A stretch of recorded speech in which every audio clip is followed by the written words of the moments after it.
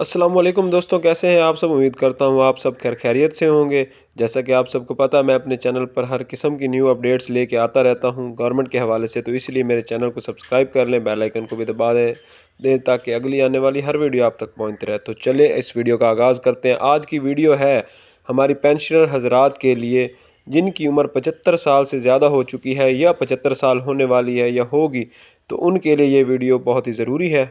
काफ़ी लोगों का ये सवाल होता है कि क्या हमारी पेंशन डबल हो भी सकती है या नहीं हो सकती 75 साल की उम्र में।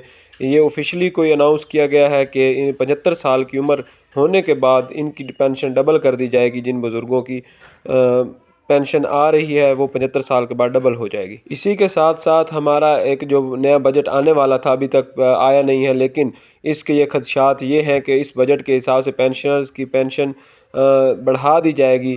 जिनकी पहले साल की निस्बत इनकी 7% बढ़ाई जाती थी पेंशन हर साल, इस साल भी 7% ही इसकी इंक्रीमेंट होगा।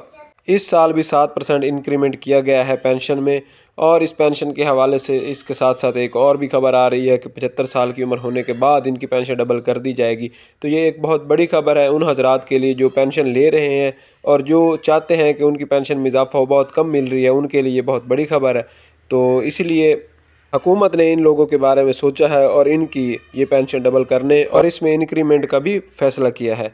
तो इसी के साथ साथ अगर आपको ये मेरी वीडियो पसंद आई है या इसका कोई भी आपको फ़ायदा हुआ है तो इसको लाइक करें, सब्सक्राइब करें चैनल को और बेल आइकन को लाजमी दबा दीजिएगा ताकि अगली आने वाली हर वीडियो आप तक पहुँचती रहे।